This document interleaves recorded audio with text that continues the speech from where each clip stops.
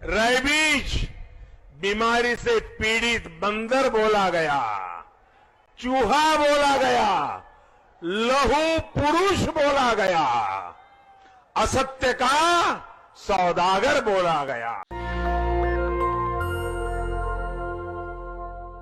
ये वीडियो सुना आपने?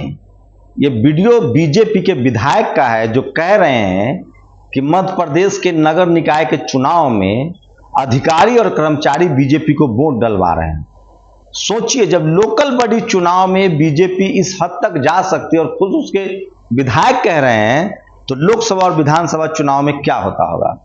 दूसरी सबसे बड़ी खबर है उस सुप्रीम कोर्ट में जिसमें एक सरकार समर्थक पत्रकार रोहित रंजन की याचिका भी दाखिल नहीं हुई थी और सुप्रीम कोर्ट में सुनवाई हो गई।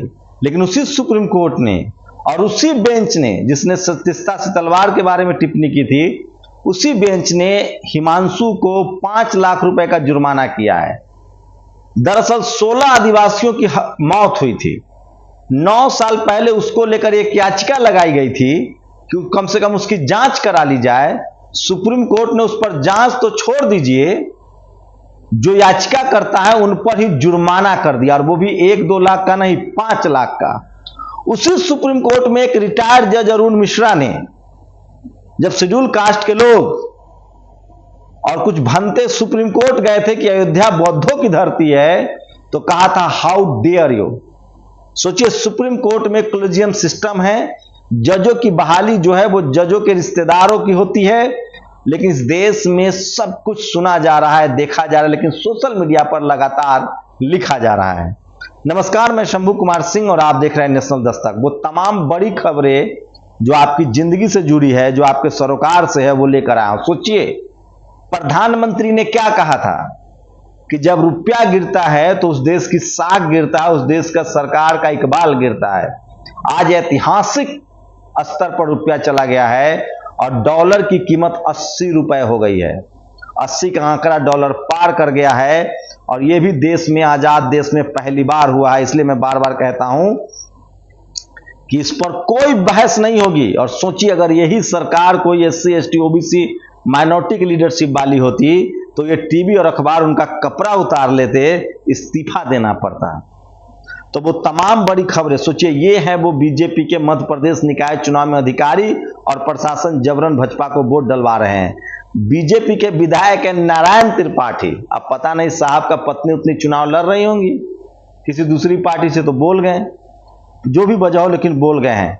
और सोचिए, ये वो केस है, छत्तीसगढ़ में 16 आदिवासी एक मुठभेड़ में मार दिए गए, तभी इस बच्चे की उंगलियां काट दी गई थी, और इसी के खिलाफ 2009 में याचिका डाली गई थी। उस याचिका पर जब सुनवाई हुई, 9 साल तक तो सुनवाई नहीं हुई, और जब सुनवाई हुई तो जो याचिकाकर्ता थे उन पर केस दर्ज कर दिया गया है। आप कल्पना कर सकते हैं, यही चल रहा है इस देश में। और प्रधानमंत्री का ये भाषण सुन लीजिए।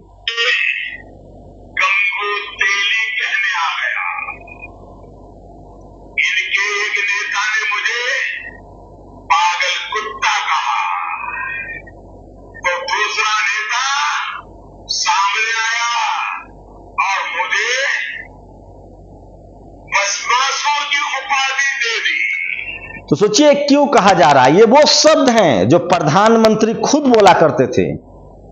अब संसद में वो शब्द आप बोलेंगे, वो बोली जाएगी जो सरकार चाहेगी। उसकी लिस्ट आ गई है, बाकायदा लिस्ट आ गई है, और उस लिस्ट में कुछ ऐसे शब्द हटा दिए गए हैं जिसको कहा जा रहा है कि यह असंसदीय है।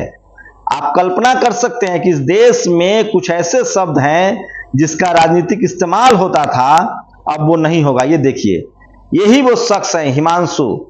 इस भीषण वारदात के खिलाफ गांधीवादी कार्यकर्ता हिमांशु कुमार ने सुप्रीम कोर्ट का दरवाजा खटखटाया था।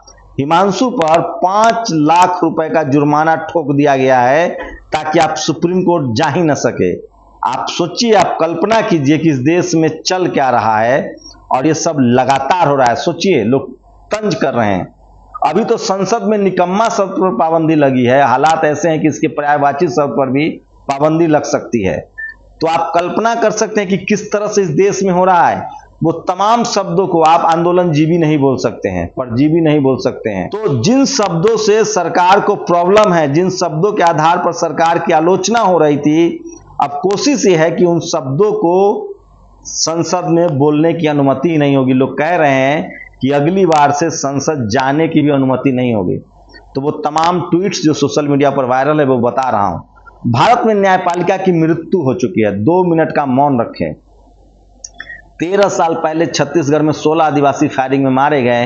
हिमांशु कुमार ने याचिका डाली, स्वतंत्र जांच होनी चाहिए। सुप्रीम कोर्ट ने आज वह याचिका खारिज कर दी और याचिका करने वाले पर ही 5 लाख का जुर्माना लगा दिया।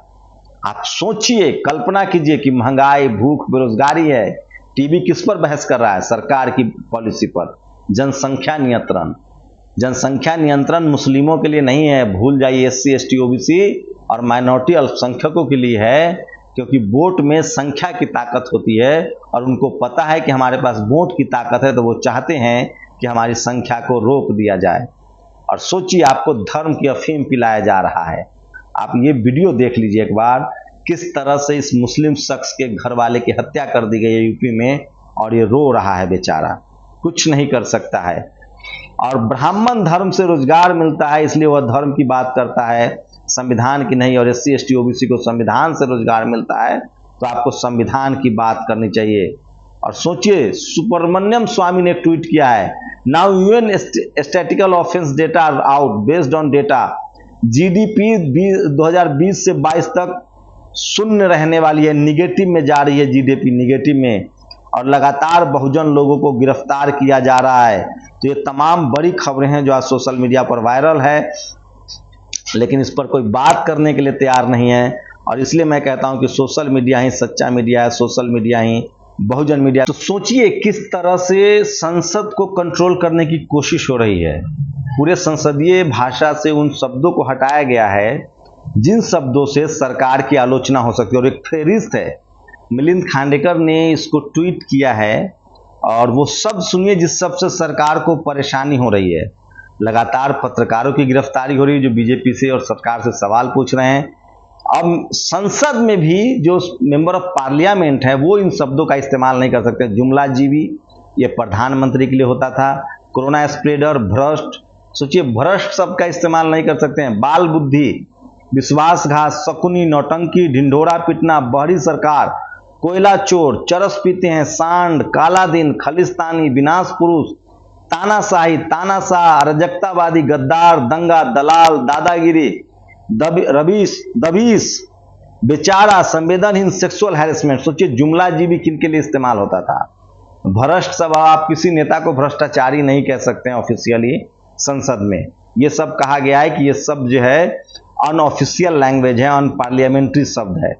तो सरकार लगातार, अगर पत्रकार सवाल पूछ रहा है तो उनको जेल में डाला जा रहा है। गैर बीजेपी शासित राज्यों में प्रदर्शन हो सकता है, धरना हो सकता है, बीजेपी की राजनीति हो सकती है, लेकिन ये सोचिए दोहरा चरित्र, दलाल, दादागिरी, दंगा, तानाशाही, विनाश, इन सब शब्दों का आप इस्तेमाल नहीं कर सकते हैं पार्लियामेंट में। पूरी डायरेक्टरी आई है, विनाश पुरुष, खालिस्तानी, खून की खेती, जयचंद, ये तमाम शब्द हैं। दोहरा चरित्र, करप्ट, दलाल, दादागिरी, दंगा, इन शब्दों को अनपार्लियामेंट्री माना जाएगा। जुमलाजीवी पर पाबंदी है। जुमलेबाज तो बोल सकते हैं ना, श्रीनिवास ने यह तंज किया है और ये सबसे ज्यादा सोशल मीडिया पर वायरल है। सोचिए किस तरह से जुबैर को लगातार यूपी के थाने थाने घुमाया जा रहा है।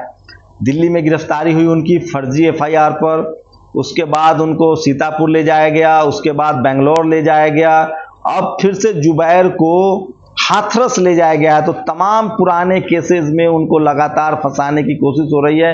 और आज सोशल मीडिया पर सबसे ज्यादा एक और वीडियो वायरल है जो 2 दिनों से, ये किरोड़ी लाल मीणा है जो ट्राइबल सांसद है, बीजेपी के सांसद है। उन्होंने एक सवर्ण बीजेपी नेता राठौड़ का कॉलर पकड़ लिया।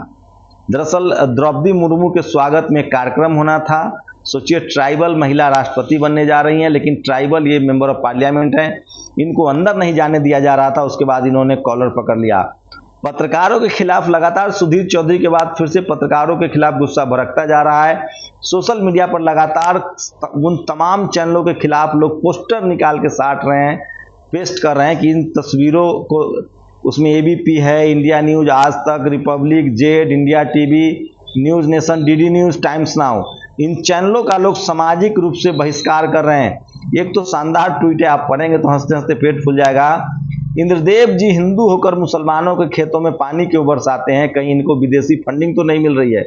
इस तरह के भी लोग कमेंट कर रहे हैं। तो सोशल मीडिया पर अवेयरनेस तो है और लोग लगातार मनुवाद के खिलाफ बात कर रहे हैं, लेकिन सवाल कांग्रेस की सरकार पर भी उठ रहे हैं। किस तरह से राजस्थान में एक हिंदू मुस्लिम को लेकर हत्या हुई, उनके 2 बच्चों को नौकरी मिल गई, मुआवजा मिल गया, लेकिन उसी राजस्थान में मूछ रखने पर एक शेड्यूल कास्ट युवा की हत्या हुई थी और अब तक उनको न्याय नहीं मिला है, न नौकरी मिली है, न मुआवजा मिला। ये सवाल उठ रहा है। तो आप कल्पना कर सकते हैं कि किस तरह से सोशल मीडिया पर तमाम राजनीतिक दलों से सवाल उठ रहा है। और ये वीडियो एक बार फिर से सुन लीजिए, प्रधानमंत्री का वायरल हो रहा है, जिसमें उन्होंने कहा था कि जहां जिस देश का रुपया गिरता है उस देश का साग गिरता है, उस देश के प्रधानमंत्री का साग गिरता है। और अब रुपया जो है वो सबसे मैक्सिमम 80 रुपए का आंकड़ा को है पार कर गया। ये सबसे बड़ी खबर है। तो 3-4 बड़ी खबरें हैं जिस पर टेलीविजन डिबेट नहीं करेगा, आपको नहीं दिखाएगा। सुप्रीम कोर्ट ने आदिवासियों को लेकर एक दायर याचिका पर फैसला करना तो दूर, 9 साल तक सुनवाई नहीं हुई, 2016 से 22 तक। और सोचिए कि किस तरह से 5 लाख का जुर्माना कर दिया गया है जो याचिका करता थे उस पर। इसको लेकर लोग लगातार गुस्से में हैं और कोलेजियम सिस्टम पर सवाल उठा रहे हैं। दूसरी बड़ी खबर है कि रुपया जो है वो 80 रुपए के पार कर गया है। डॉलर की कीमत 80 रुपए के पार कर गई, तो रुपया अपने सबसे निचले स्तर पे पहुंच गया है। आप कल्पना कर सकते हैं कि अगर कोई दूसरी सरकार होती तो किस तरह से इस पर डिबेट होता। तो ये वो तमाम बड़ी खबरें थी जो आज सोशल मीडिया पर वायरल है, जिस पर टीवी अखबार बहस नहीं करेगा। इन खबरों को देखने के लिए आपको नेशनल दस्तक और तमाम सोशल मीडिया पर ही आना पड़ेगा। इसलिए मैं बार बार कहता हूं कि सोशल मीडिया ही सच्चा मीडिया है और खासकर सोशल मीडिया ही बहुजन मीडिया है। इन खबरों पर आपकी क्या प्रतिक्रिया, अपनी प्रतिक्रिया जोड़ दीजिए। क्या रुपए की वैल्यू गिर रही है, इस पर सरकार से सवाल नहीं होना चाहिए? क्या सुप्रीम कोर्ट में शेड्यूल कास्ट, शेड्यूल ट्राइब, पिछड़ी जाति के लोगों के लिए न्याय संभव नहीं है? लोग कोट कर रहे हैं कि अंग्रेजों ने कहा था कि ब्राह्मण कम्युनिटी में नाम लेकर कहा था कि इनमें न्यायिक चरित्र नहीं होता है, इनमें जुडिशियल नेचर नहीं होता है, इसलिए इनको जुडिशियरी में नहीं होना चाहिए।